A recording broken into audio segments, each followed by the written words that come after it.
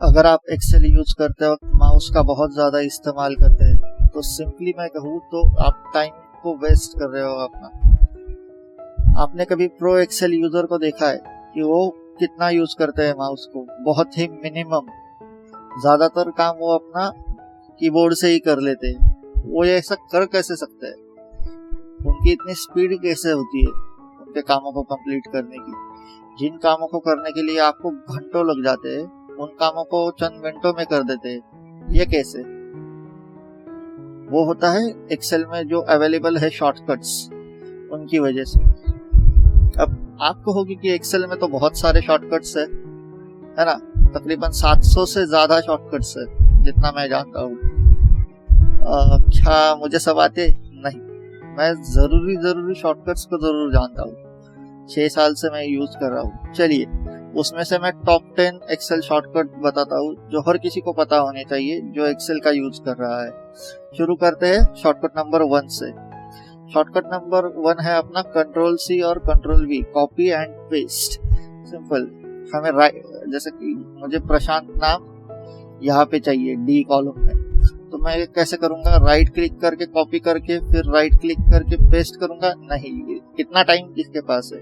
Simply मैं cell पे जाऊंगा, कंट्रोल-C प्रेस करूंगा, जहां पे मुझे चाहिए वहां पे आऊंगा, कंट्रोल+V प्रेस करूंगा, ये आ गया कॉपी और पेस्ट।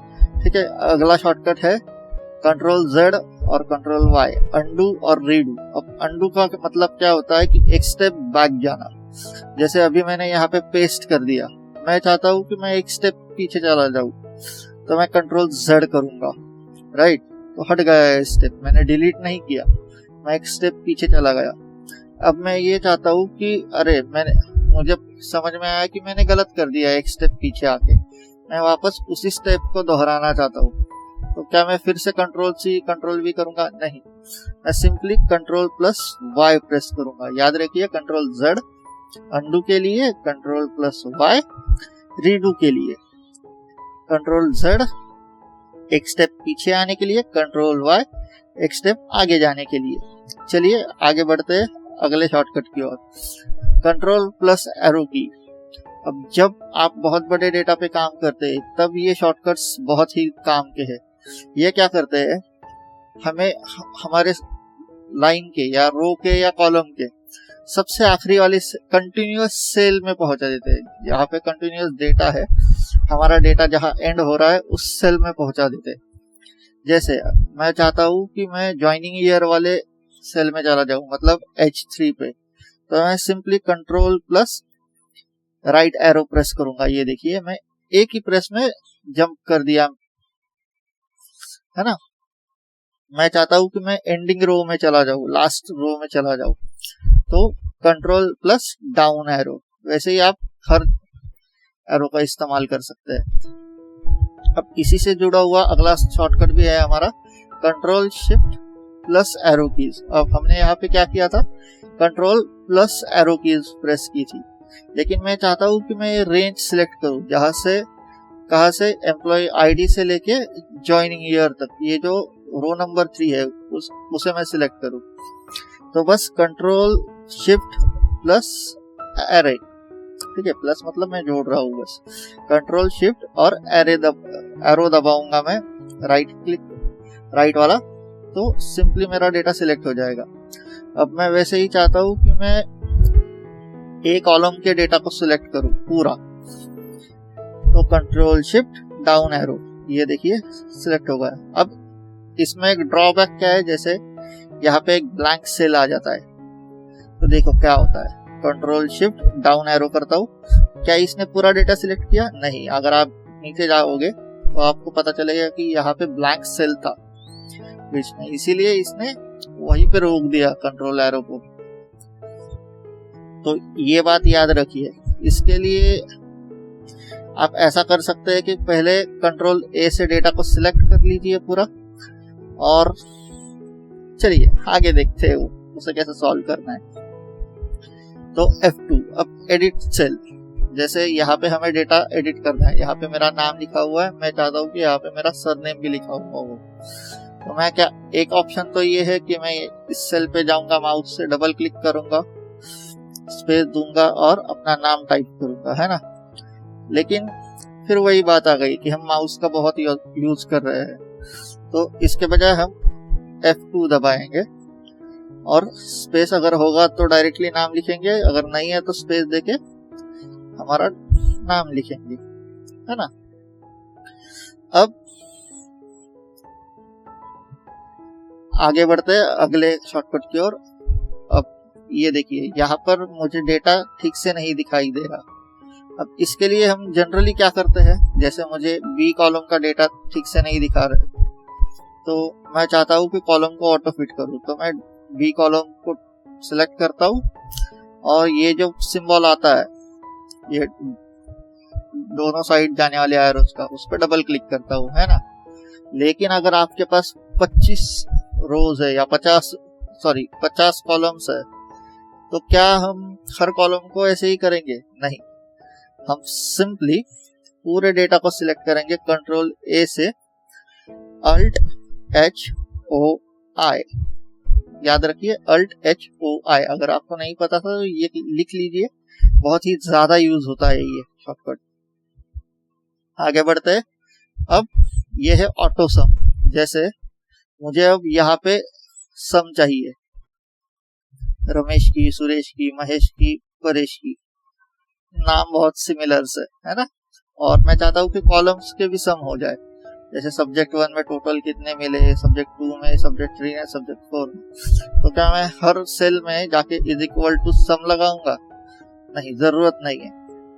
हम फिर से डेटा को सिलेक्ट करेंगे और अल्ट प्रेस करते हुए इज इक्वल टू प्रेस करेंगे। याद रखिए, आपको अल्ट का बटन छोड़ना नहीं है, अल्ट प्रेस करके रखते हुए इज इक्वल टू प्रेस करना है। सिंपल ऑटो सम, ये हमारा सम होगा। ये देखिए, हर जगह पे सम फॉर्मूला लगा दिया इसने, ये रो और ये कॉलम का, है ना। आगे बढ़ते हैं अगले शॉर्टकट की ओर। अब ये है फाइंड और रिप्लेस। ये आपको पता होगा, आपने 3 इडियट मूवी अगर देखी है तो वो एक चमत्कार को बलात्कार में बदल देता है ना।